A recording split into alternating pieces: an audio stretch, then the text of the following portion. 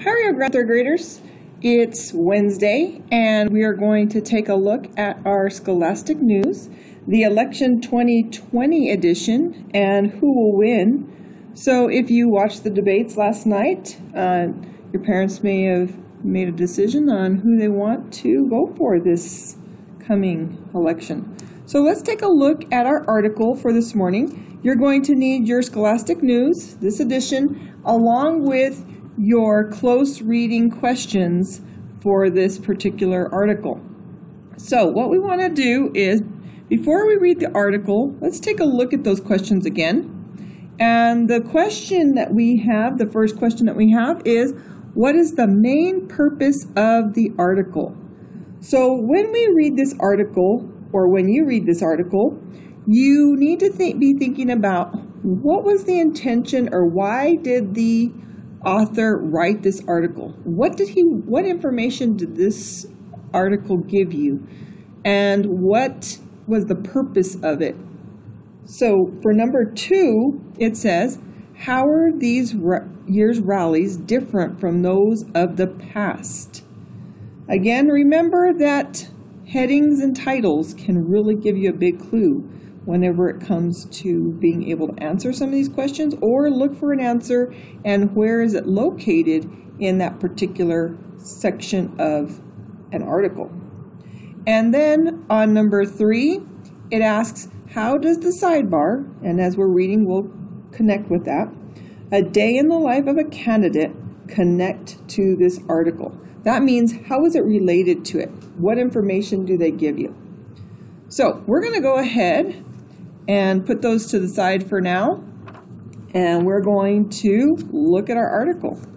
So our very first page says, meet the top candidates. Who will be our next president?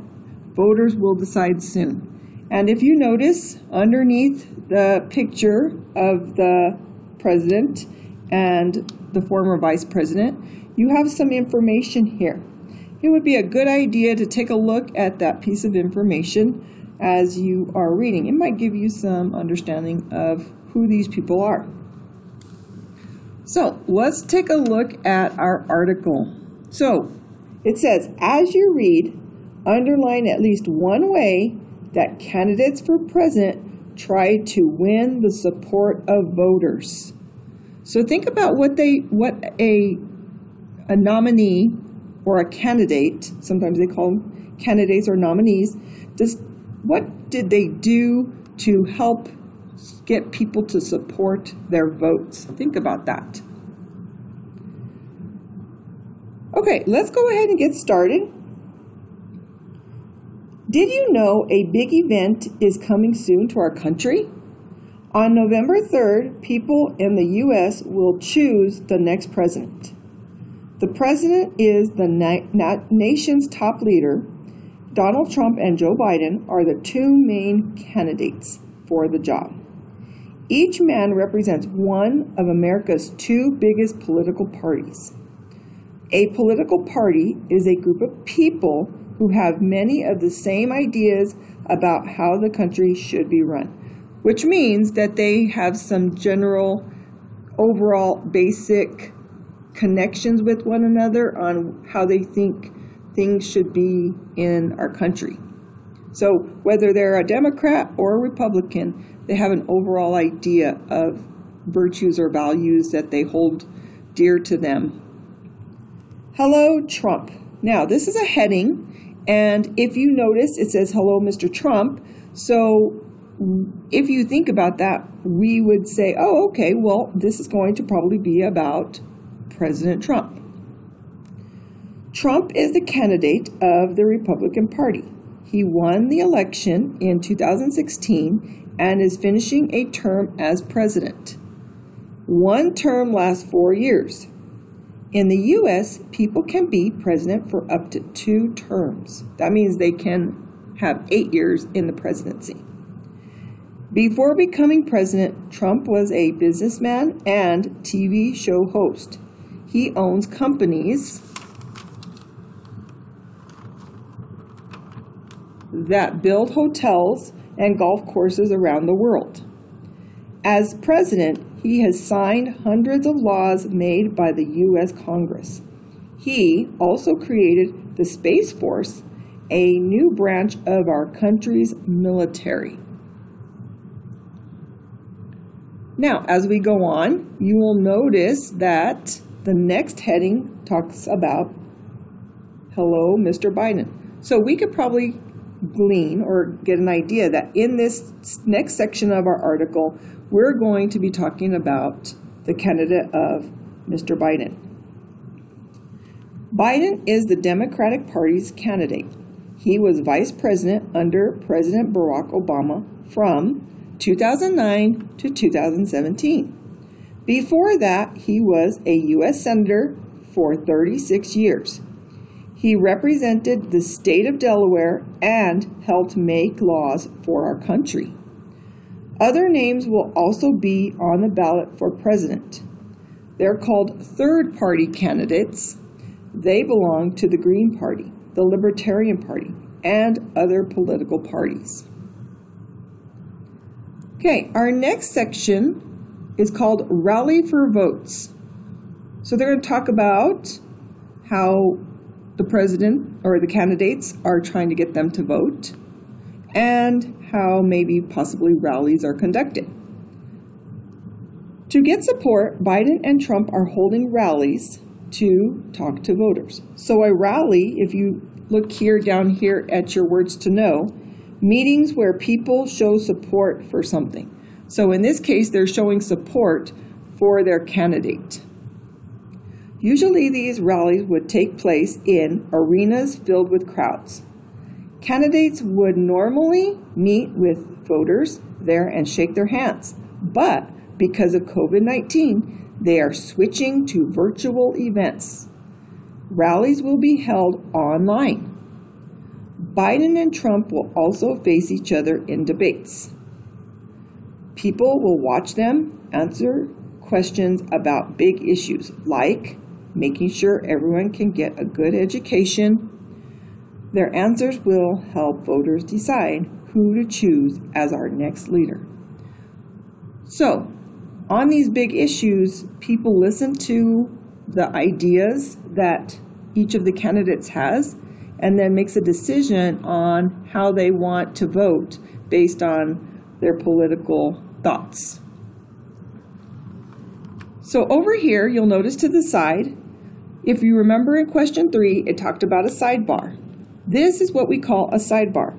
It's another piece to our text, and it just gives you some information. And in this case, it gives you information about a day in the life of a candidate. So this title is important whenever you're looking at what do you think the overall purpose is for this part of your article. What is this for? So in this case, we're going to look at a day in the life of the candidate. Here's what one day might look like if you were running for president. 7 a.m., so this is like a timeline. They wake up for a favorite song. For example, America the Beautiful is a great way to start the day. 8 a.m., which is an hour later, pancakes. So they're eating breakfast. You eat with your campaign manager. She helps you practice a big speech. So they might be working while they are eating breakfast, kind of like how you guys do when you're here working on DMA. Time to hit the road, 11 a.m. You have your own bus to use on your campaign. You ride to another state to connect with voters at a small luncheon or lunch.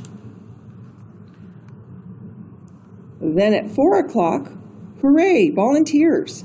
You thank the many people who work for your campaign for free. Some are too young to vote, but they help by asking adults to vote. Then as they continue, 7 p.m., let's rally. You hold a rally online. Thousands of people watch your speech. And then, maybe at 9 o'clock, I don't think so, but maybe at 9 o'clock, they might go to bed, sleep tight. Running for president means a lot of time away from home. You call your family to say goodnight from your hotel room. Tomorrow, will be another busy day. Kind of like you guys, right? Kind of like all of us. And we go to bed, and tomorrow will be another busy day. So this kind of gives us a little bit of information about the day in the life of a president and what it's like to be running for president at this point in time. So let's think about our close reading questions. Just remember that when you're answering a question, you need to restate part of your question into your response. That's called an answer statement. So if I notice here, they're asking for the main purpose of the article. So I want to restate that into my answer. And in this case, the main purpose of an article might be the main idea, right? The main purpose, and I didn't quite get that, of the article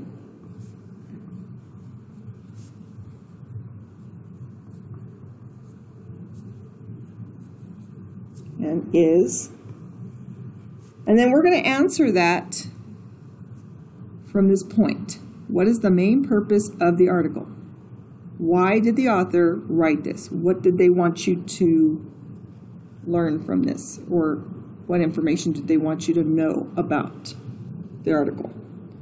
Number 2, how are this year's rallies different from those of the past?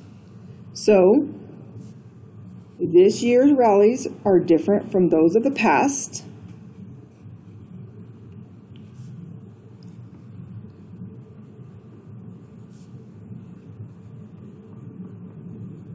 Now notice I'm putting that R in here.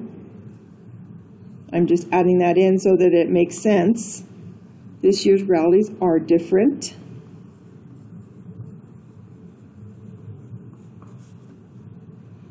from past rallies.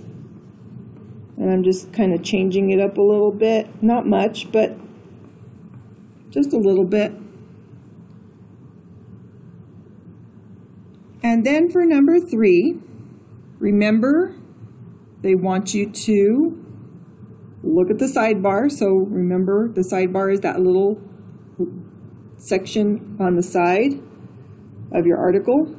And it asks, how does the sidebar, a day in the life of a candidate, connect to the article? When they say connect to the article, how does it relate to the article? Or how does it help support the article? So we could say the sidebar, and we won't worry about the title, this point, and we could just say the sidebar connects to the article because, and so what does the sidebar help do to help you understand the article better? How does it connect to the article? So that's your Scholastic News lesson and assignment for today. And you're going to, if you're an online student, you're going to go ahead and submit this. If you are a hybrid student and come in, you will bring this with you when you come to class. I hope you have a really great Wednesday.